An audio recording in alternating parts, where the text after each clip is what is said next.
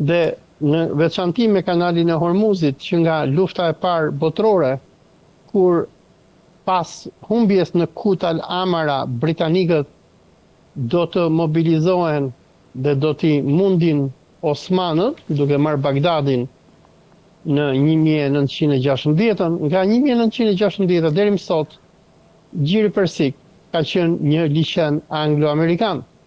Dhe çfarë i bëri Irani presidentit Trump, i cili nuk ishte përgatitur për këtë luftë në mars, i mori detin. Dhe është diçka shumë e rëndë që një superfuqi e të planetit, sikur Shtetet e Bashkuara të Amerikës, ti marrësh një det, dhe ky nuk ishte det do si do, por ky ishte deti i Thesarit, i cili mban në këmbë perandorinë amerikane, dhe ai është ari i zi.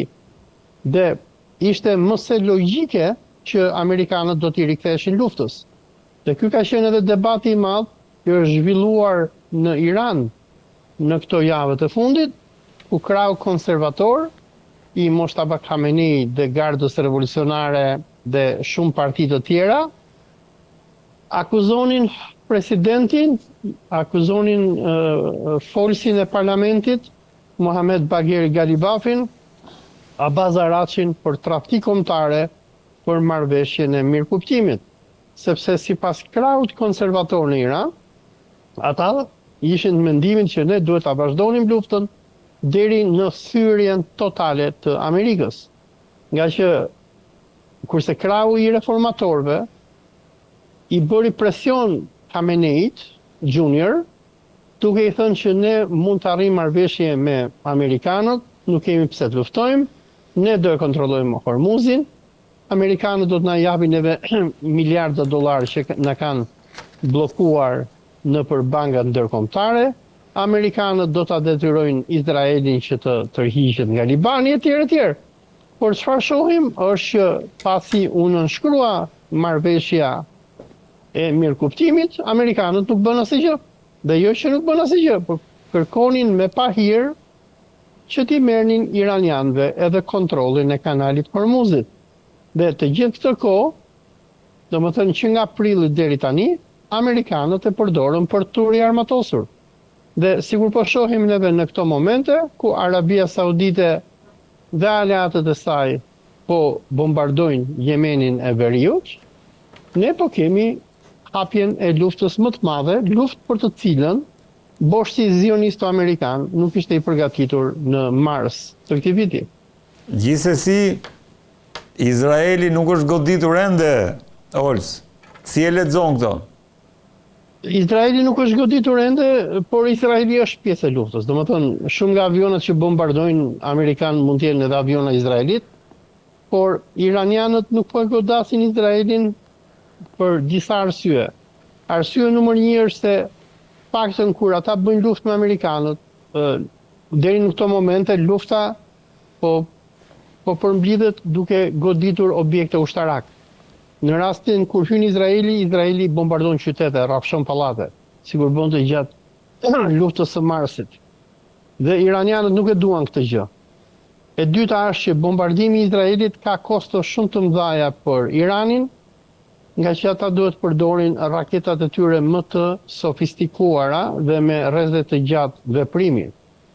Faktori i tretë është se Izraeli duke qenë një shtet me bunkere nukleare, domethënë bombardimet me armë konvencionale nuk vrasin shumë njerëz sikur Izraeli ka mundësi të vrasin në anën iraniane.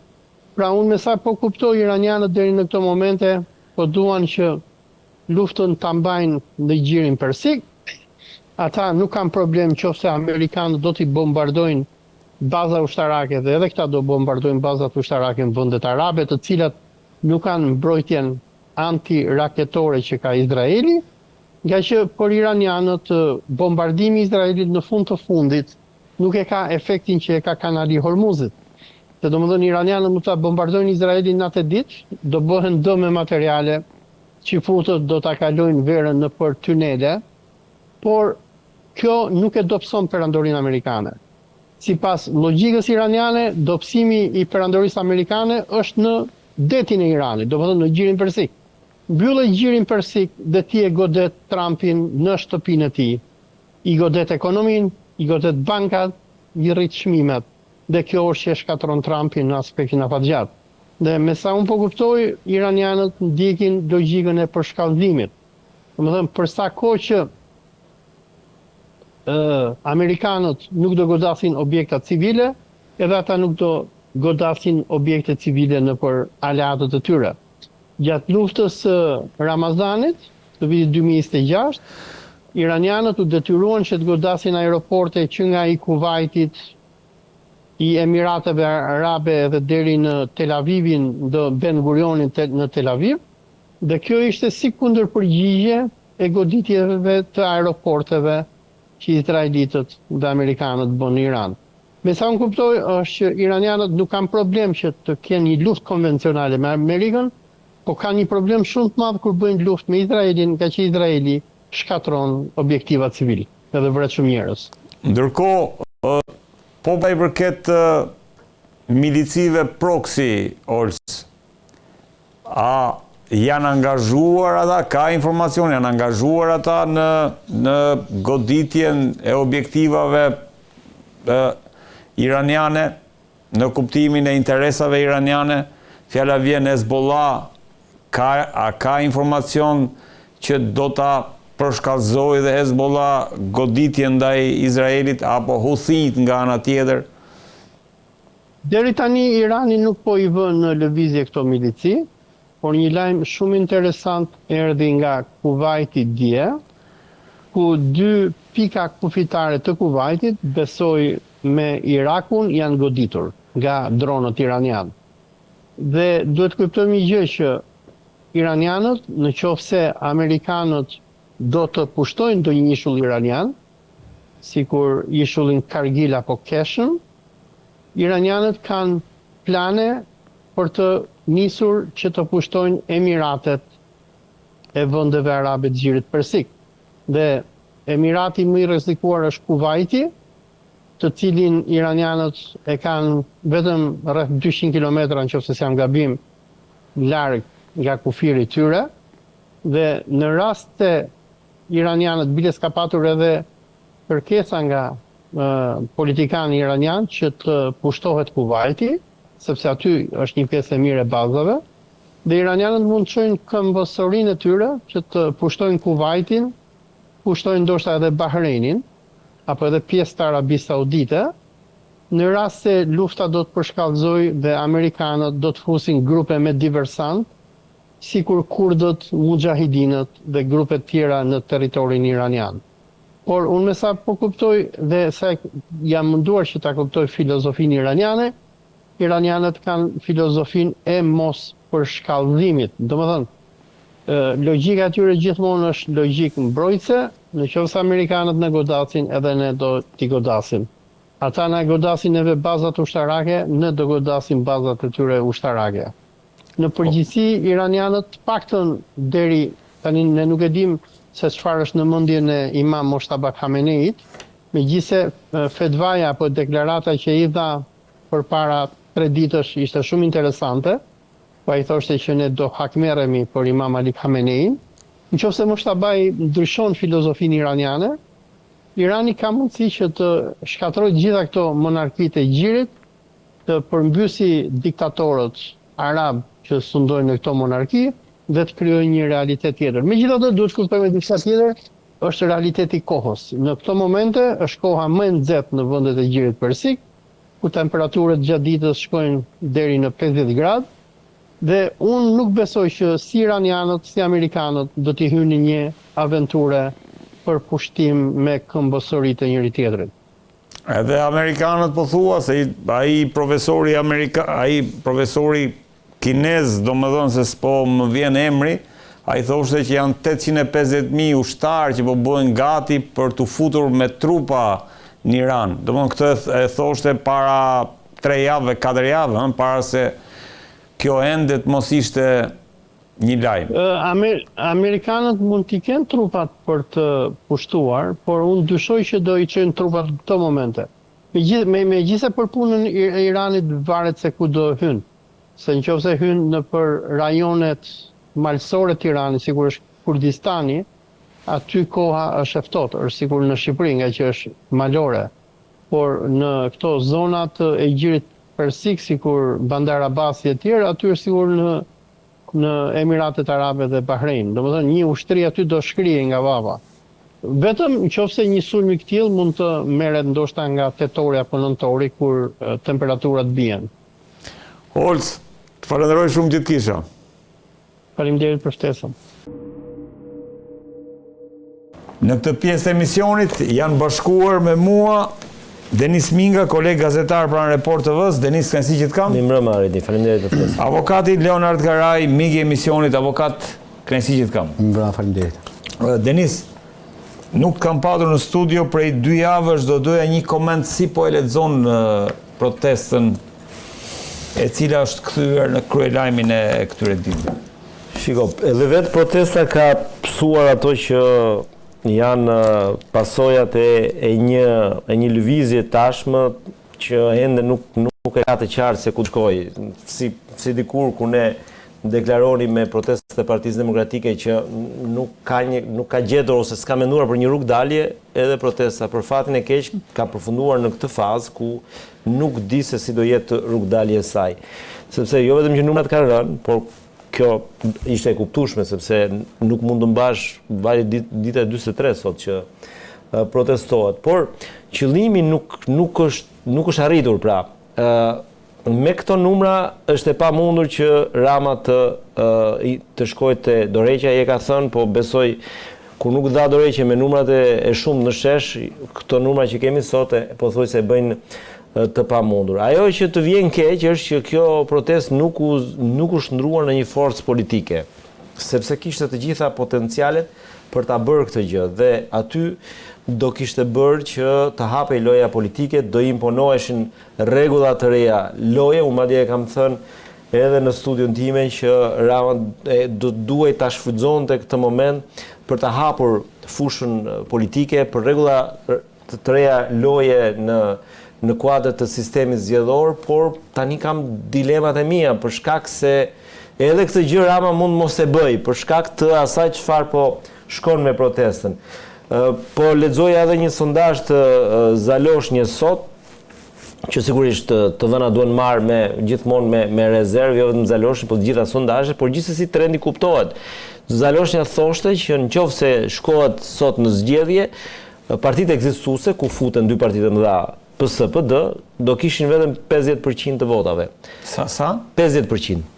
Nëse shkojmë në zgjedhje sot, 50% të votave. Krijimi i force 3 politike do kishte diku te 39.sa thot Zaloshnja, pra gati 40% të votave do kishte vetëm forca e re politike. Ndërkohë 10% që mbeten do ishin njerëz të painteresuar për të shkuar në votime. Tektonike që në. Dhe nëse ecim me këtë logjik, do të thotë e kupton sa gabim kanë bërë ata njerëz që qëndruan pas protestës. Unë e kuptoj. Po njëkohësisht këtu kupton edhe çfarë ka ndryshuar protesta në mendjet e njerëzve. Po shiko, kjo është arritur. Ta thuash që PS-PD mund të përfundojnë sigurisht me rezerva. Me rezerva, patjetër.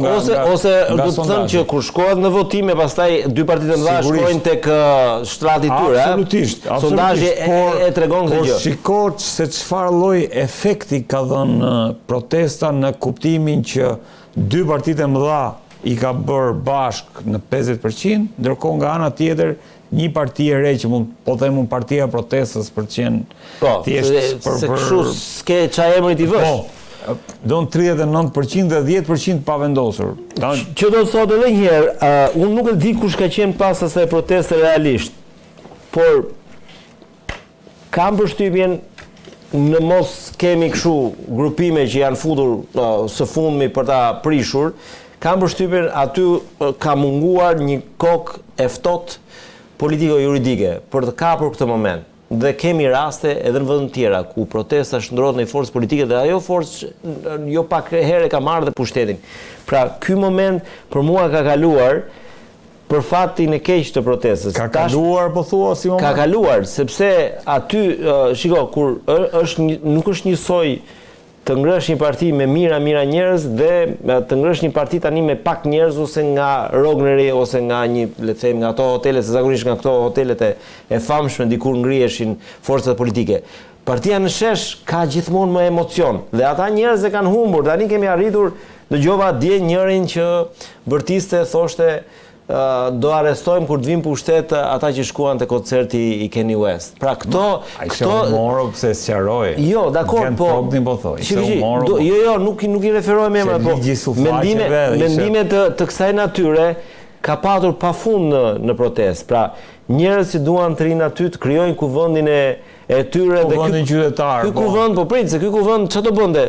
Do rinte si thua si një arbitër sa që do kishte probleme qeveria, ngrihej kuvendin. Nuk funksionon kështu. E vetmja gjë që kjo protestë do kërkonte ishte hapja e rrugës. Dy gjëra kanë qenë shumë thjeshta. Redi dhe këtu pastaj me avokatin mund ta diskutojmë. E para, sistemi i ri, loje me rregulla politike të reja ku edhe partitë tashmë, sot dëgjova zotin Balla kishte pranuar që është e pa kuptim që të kemi një të partitë të menaxhojnë sisteme procese zgjedhore. Pra sistemi i ri, rregullash loje politike dhe dyta e drejta e referendumit. Kaq do të kërkonte kjo protestë. Kaq. Dhe meti a marr këto dhe besoj nuk kishte asnjë qytetar që nuk do t'i thoshte Ramës do t'i bësh këto kërkesa se janë të drejta. Meti marr këto kërkesa, pastaj ti futesh në hullit e një sistemi dhe pastaj kjo është loja, nuk mund të kërkosh ti tani situata nga më të habitshmet vetëm për të thënë, për shkuar te ideja që kjo gjë nuk bëhet. Dhe kështu kemi përfunduar. Avokat, si e shikon para shumë në mënyrën se si e bëri parashtrimin edhe Denisi? Pra ideja e një force politike e ka penalizuar, thot Denisi, protestën. Mungesa një. Po, mungesa një.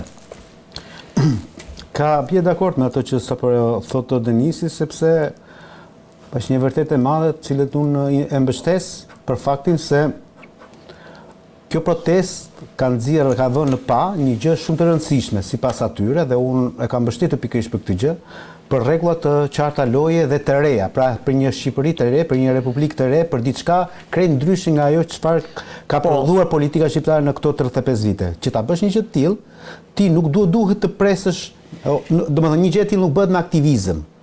Pra me aktivizëm qytetar. Sikundër, një pjesë e mirë e protestuesve e kanë proklamuar. Përpara 2 javësh kam qenë te studio e Denisit me një nga ata që ishin le të themi organizatorë të protestës dhe me gjithë se ju bë disa herë pyetje në lidhje me këtë çështje, ai gjithmonë thoshte, shiko, ne jemi aktivistë, do bëjmë pjesën tonë dhe pastaj le të themi feedbackun politik do t'ia lëm politikës. Atëherë ti s'ke bërë asnjë gjë, do të thotë. Ke bërë një vrim në ujë. Sepse ky lloj aktivizmi shkon përgjat le të themi vendeve të cilat e kanë demokracinë e konsoliduar. Pra ti del në Francë, në Gjermani, në Itali dhe bën protesta si aktivist, po ti aty nuk kërkon domethënë zbërjen e gjithë sistemit politik. Se aty gjapë sistemi politik është i konsoliduar. Tjetër gjë është kur je këtu. Plus ishte thirrja e njerëzve për një forcë politike. Ka një problem shumë madh, se ti nga njëra anë thua domethënë që këtu duhet japin dorëheqjen Rama, pra këtu duhet zhbëhet gjithçka, dhe nga ana tjetër pretendon që ky zoti, domethënë ti thua Edi Ramës që ky është një autokrat i madh. Dhe kështu është, një diktator i madh. Po nga ana tjetër si pret domethënë që ky autokrati të cilin ti e konsideron të tillë, të sillet si një danes ky, si një finlandes, apo të sillet si kundër është ai në të vërtetë, ose si kundër ti e quan në të vërtetë. Çfarë do të them? Qëse ti i thua që ti je diktator, mos prit që ky të thotë, më the që jam diktator, prit. Më fal që ma bëre këtë, më the këtë gjë, po jap dorëheqjen, po iki. Nuk ndodh kjo gjë. Dakor. Sepse është shumë idilike. Qëse ata njerëz kanë dalë aty dhe i thonë ata, ja Rama jep dorëheqjen, s'dua, thotë ai. Si zgjidhet kjo gjë? Jo, zgjidhet me njerëz në shesh dhe më pas në krijimin e një vetdije e cila shkon pastaj në ato që quhet pamundësimi i qeverisjes. Më pëlqen shumë kjo, kur thua pa vetdije, presioni, vetdije, krijimi i një vetdije. Po, kjo vetdija, kjo që sapo the, është domethënë idealistike për vende me demokraci realisht të fortë. Sepse aty 39% tha Denisi, kishte sondazh. 39% janë për një parti të re.